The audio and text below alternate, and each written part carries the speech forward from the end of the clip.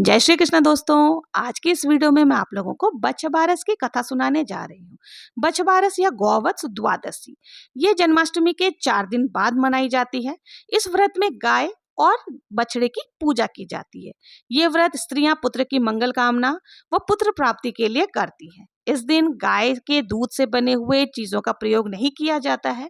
अंकुरित चने, मोट आदि का ही प्रयोग होता है। जौ, गेहूं का भी प्रयोग इस पूजन में नहीं करते हैं।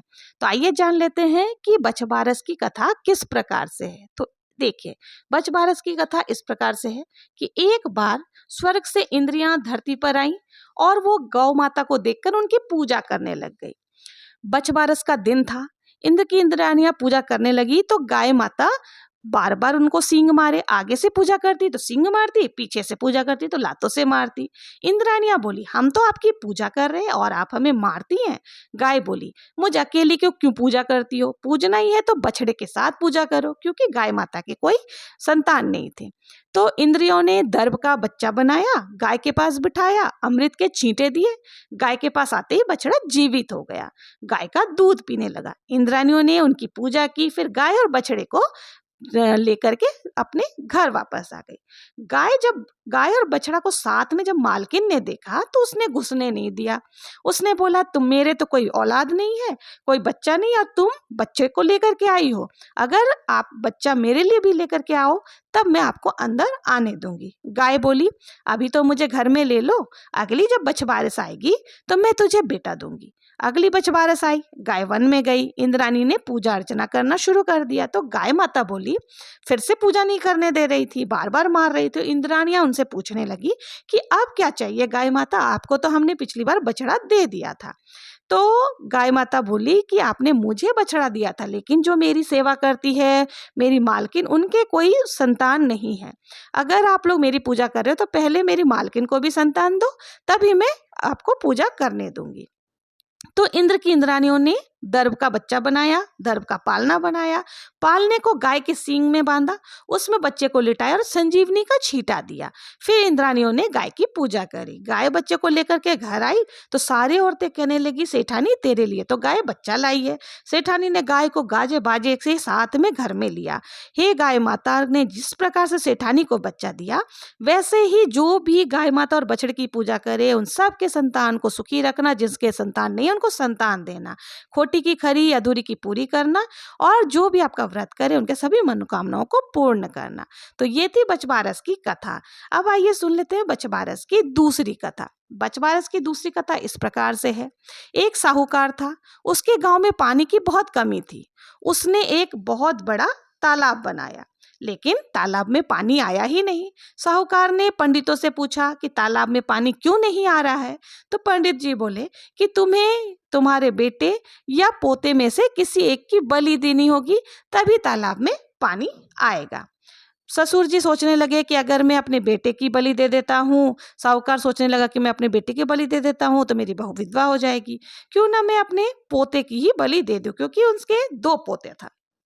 एक का नाम हंसराज और दूसरा का नाम बसराज था। साहूकार ने सोचा कि पोता जाएगा तो क्या है, गांव का तो भला हो जाएगा, पर बहू से ये बात कैसे कही जाए, क्योंकि एक माँ अपने बच्चे को कभी भी इस तरह से बलि नहीं देने देगी। फिर उन्होंने क्या किया कि बहू को अपने पीहर भेज दिया और बोला तुम्हारे बहू को कि बहू तुम्हारे पीहर से बुलावा आया है, छोटे बेटे हंसराज को तो तुम साथ ले जाओ, बड़े बेटे बचराज को यहीं छोड़ जाना। बहू पीहर चली गई और पीछे बचराज की बलि दे दी गई। बलि के कारण तालाब में पानी आ गया। अब साहूकार ने तालाब पर बहुत बड़ा यज्ञ रखा, सबको बुलाया, लेकिन बहू के भाई को भी न्योता दिया। लेकिन बहू के भाई ने कहा कि इतना बड़ा उत्सव हो रहा है और तुम्हें नहीं बुलाया, मुझे तो बुलाया है, मैं जा रहा हूँ। बहन बोली, भैया घर जाने में कैसी शर्म, हो सकता है काम के कारण नहीं वो मुझे बुलाना भूल गए होंगे, चलो मैं भी तुम्हारे साथ चलती हूँ। इस प्रकार कहकर बहू घर आ गई। सास ससुर डरने लगे कि बहू पूछेगी कि मेरा बेटा बछराज कहाँ गया, तो क्या जवाब देंगे। वो मन ही मन भगवान से प्रार्थना करने लगे कि हे प्रभु मेरी लाज रखना, फिर दोनों उसने अपनी बहू से कहा कि चलो बहू हम लोग तालाब पर पूजा कर लेते हैं। दो सास बहू दोनों तालाब के किनारे पर गई। सासू ने कहा कि तालाब के किनारे कंसूमर से खंडित करो। बहू बोली मेरे तो हंसराज बछराज दो दो बच्चे हैं, मैं क्यों खंडित करूं।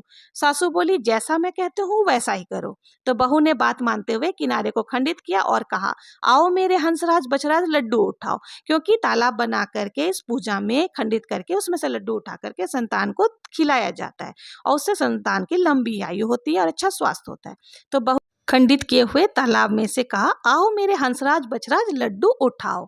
सासू मनी मन भगवान से प्रार्थना करने लगी कि बछबारस की तो बलि दे दी गई है, किस प्रकार से बछराज वापस आएगा, मेरी लाज रखना, क्योंकि मैंने जनता के समाज के कल्याण के लिए बछराज की बलि दी थी। सासू मनी मन प्रार्थना करने लगी, भगवान ने उनकी सुन ली और बछराज जो है वो मिट्टी में लिपटा हुआ तालाब में से बाहर आया।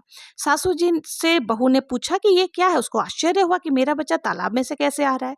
तो सासू जी ने सब कुछ सच सच बता दिया और कहा कि भगवान ने मेरी लाज रखी है, इसलिए जो भी माताएं ओघड़े यानी गोबर की पाल का तालाब बना करके पूजा करे और किनारे को खंडित करके उस पर लड्डू रखे, वो अपने बेटे से लड्डू उठवाए और उस लड्डू को उसके बच्चे खाए तो उसके बच्चे की लंबी आयु होती है, अच्छे स्वास्थ्य मिलता है। तो हे प्रभु, हे बछबारस माता, जिस प्रकार से उस बहू की और उसकी सास की लाज रखी, उसी तरह से सभी के बच्चे को लंबी आयु देना, संतान को सुखी रखना। अब आइए जान लेते हैं तीसरी कथा, जो इस प्रकार से है। एक सास और एक बहू थी। सास वन में गाय चराने के लिए जाया करती थी और बहू घर में खाना वाना बनाकर रखा करती थी। एक दिन सास जब गायों को लेकर चराने जाने लगी तो उसने कहा कि आज बछबारस का व्रत है, तो बहू मैं वन में जा रही हूँ तो ग्वालिया और मूंगलिया को उबाल करके रख लेना, आकर हम दोनों इसी को खाएंगे। ग्वालिया और मूंगलिया जो था वो बछड़ों का नाम था। बहू विचार में पड़ गई, सोच में पड़ गई कि आज सासू माँ ने ऐसा कैसे कह दिया कि ग्वालिया और मूंगलिया को उबाल करके रख लेना। फिर भी वो डरती हुई सोची कि सासू ने कहा है तो मुझे करना ही पड़ेगा। उसने डरते हुए काट करके उन्हें उबलने रख दिया। वन से सासू जब घर पर आई तो बहू से बोली बहू बछड़ों को छोड़ो और आज बछबारस है, पहले हम गाय माता और बछड़े की पूजा करेंगे, उसके बाद ही व्रत खोलेंगे। बहू डर के मारे हाथ मसलने लगी और भगवान से प्रार्थना करने लगी कि हे भगवान मेरी लाज रखना, मैंने तो ग्वालिया और मूंगलिया दोनों को काट करके भगोनी में उबलने चढ़ा दिया है। भगवान ने उसके बोलेपन पर बहुत ही दया आई। अचानक से हांडी में से भाप निकला और उसको फोड़कर बछड़ा बाहर आ गया। उसके गले में हांडी के किनारे रह गई। ये देखकर सासू ने पूछा कि बहू ये क्या है। बहू बोली सासू माँ आपने बोला था कि ग्वालिया और मूंगलिया को उबाल करके रखना, मैं और अपने बछड़े का नाम ग्वालिया और मूंगलिया है, तो मैंने बछड़े को ही ग्वालिया मूंगलिया समझकर काट कर उबलने रख दिया था। पर भगवान ने मेरा लाज रखी और जब मैंने उनसे प्रार्थना करी तो उन्होंने इनको वापस जीवित कर दिया। इसलिए उस दिन के बाद से काटा हुआ कुछ भी पदार्थ इस पूजन में नहीं खाते हैं।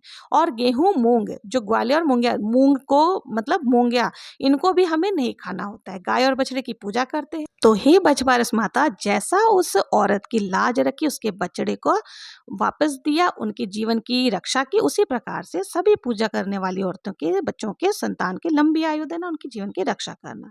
अब आइए जान लेते हैं तीसरी कथा। देखिए तीसरी कथा इस प्रकार से है। एक गाय चरती चरती वन में दूर चली गई, उसे एक शेर मिला, वो गाय को खाने लगा। तो गाय बोली कि आज मुझे मत खाओ, मैं मेरे बछड़े से मिल आऊं फिर मुझे खा लेना। शेर ने गाय से वचन ले लिया। घर पहुंचकर गाय बछड़े को दूध पिलाने लगी और दूध पिलाते समय रोने लगी। आंसू बछड़े के पीठ पर गिरे तो बछड़े ने पूछा माँ आज तू रो क्यों रही है।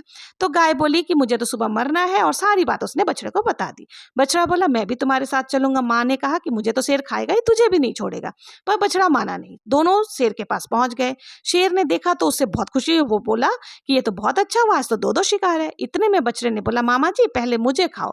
तो शेर बोला ये तूने क्या कर दिया, मामा बोलकर भांजा बन गया और गाय मेरी बहन हो गई, अब मैं तुम दोनों को ही नहीं खा सकता। फिर शेर ने गाय को घास दी, चुनरी उड़ाई, स्वर्ग से विमान आए और बछड़े के कारण गाय माता बच गई और शेर भी पाप करने से बच गया। तीनों बैकुंठ के गए। इसलिए जो भी बछबारस के दिन गाय और बछड़ा की पूजा करता है उनकी संतान की लंबी आयु होती है और सदैव उनकी रक्षा होती है। तो हे बछबारस माता, जिस प्रकार से गाय माता और बछड़े को शेर ने छोड़ दिया, उसी प्रकार से सभी बच्चों की रक्षा करना। अब हमें विनायक जी की कहानी भी सुननी है। गणेश जी की कहानी आपको कोई भी कथा के बाद जरूर से सुननी चाहिए। तो गणेश जी की कहानी इस प्रकार से है। विष्णु भगवान लक्ष्मी जी की शादी होने लगी, सारी देवी देवता बारात में जाने के लिए बुलाया गया। तो सभी बोलने लगे कि गणेश जी को लेकर के नहीं जाएंगे, क्योंकि वो बहुत सारा खाते हैं, दूसरे उनके कान मोटे मोटे से हैं, उच्छल से पाँव है और मस्तक मोटा सा है, इनको अगर साथ ले जाए तो बारात बुरी लगेगी। उनको वो लोग ऐसा विचार करके उनको घर पर ही छोड़ करके चले गए। बारात जब चली गई तो नारद जी ने आकर के गणेश जी को भड़का दिया कि आपका तो बड़ा अपमान किया गया है, बारात बुरी लगती इस कारण आपको लेकर नहीं गए। अब तो गणेश जी को क्रोध आ गया और क्रोध में भरकर उन्होंने अपने चूहों को आज्ञा दी कि जाकर सारी जमीन को धोती कर दो। तो जैसे ही रथ चलने लगी और रथ जमीन में धंस गई, रथ के पहिए जो है वो जमीन में धंस गए।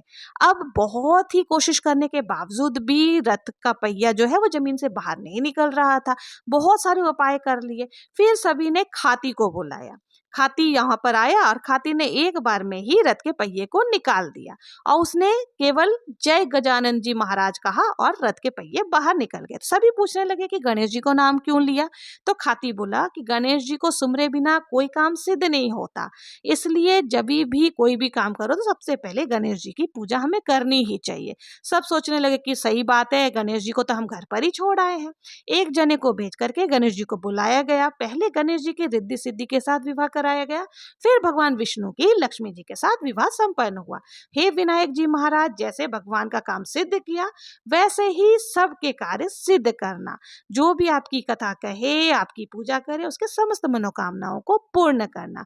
तो ये थी गणेश जी की कथा। तो जब भी आप कोई भी व्रत करे, कोई भी कथा सुने, उसके बाद हमें गणेश जी की कथा जरूर से सुननी चाहिए। तो बछबारस की कथा अगर आप लोगों को पसंद आई हो, अगर और दूसरी कोई व्रत कथा आप लोगों को सुननी है तो आप मुझे कमेंट में बता सकते हैं। और मेरा वीडियो पसंद आया तो please like share and subscribe करना ना भूलें। तब तक के लिए मिलते हैं नेक्स्ट वीडियो में। जय श्री कृष्णा।